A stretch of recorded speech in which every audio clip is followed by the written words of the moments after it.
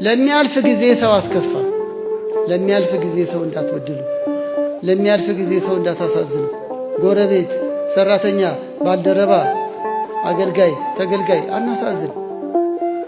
ምንም እርግጠኛ የምንሆንበት ነገር የለም። ዋስትናችን እግዚአብሔር ብቻ ነው።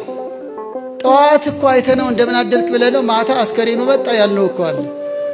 ስሙን ቀይረነው አስከሬኑ አለ። በቃ ጠዋት እኮ አቶ ገሌ አይቼዋል ነበር እንዴ እንደምን አደርክ ብሎኝ ማታ ለመሆኑ አስከሬኑ መጣው እንለዋለን። ያን ሰው በቃ ሰው ከንቱ ነው። ለዚህ ጊዜ ሰው እናስከፋ፣ እግዚአብሔርን አናስከፋ። እንደ ኢዮብ እንታገስ፣ ቻል እናድርግ። እሺ፣ በማጠቃለያ ሐሳባችን ላይ የምናነሳው እግዚአብሔርን ተስፋ አድርግ። ከኛ የሚጠበቀውን ሐሳብ ጠቅልዬ ልናገር። አንደኛው በተስፋና በማመን በቃ እንጠብቅ። በሕይወታችን ውስጥ ሁሉ ይሆንልኛል፣ ይደረግልኛል። ግን ማን በፈቀደ? በከመ ፈቀደ ይገብር፣ በፈቀደ ጊዜ ያደርገዋል። እኛ ስለፈለግን አይደለም፣ እንደሚያስፈልገን አውቆ እርሱ ያደርገዋል። የሚያስፈልገንን እርሱ ያልቃልና እንታገዝ፣ በተስፋ እንጠብቅ፣ ደስ ብሎን እንጠብቅ። በተስፋ ደስ ይበላችሁ ይላል ሮሜ ምዕራፍ 12 ቁጥር 12። በተስፋ ደስ ይበላችሁ።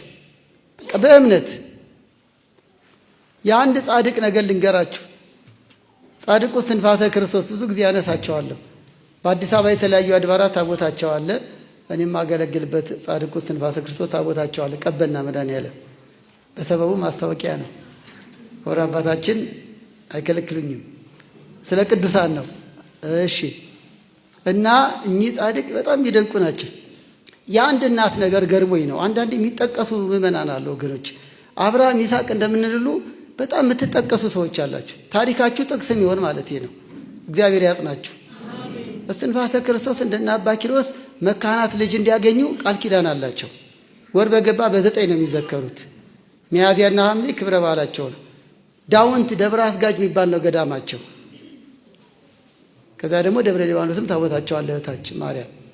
እና አሁን የፈለግኩት ልጄ ካገባች 8 ዓመቷ ነው።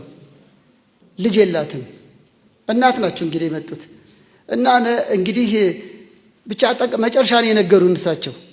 አሁን በ9 የነገሩን ነው። በኋላ ምን አሉ?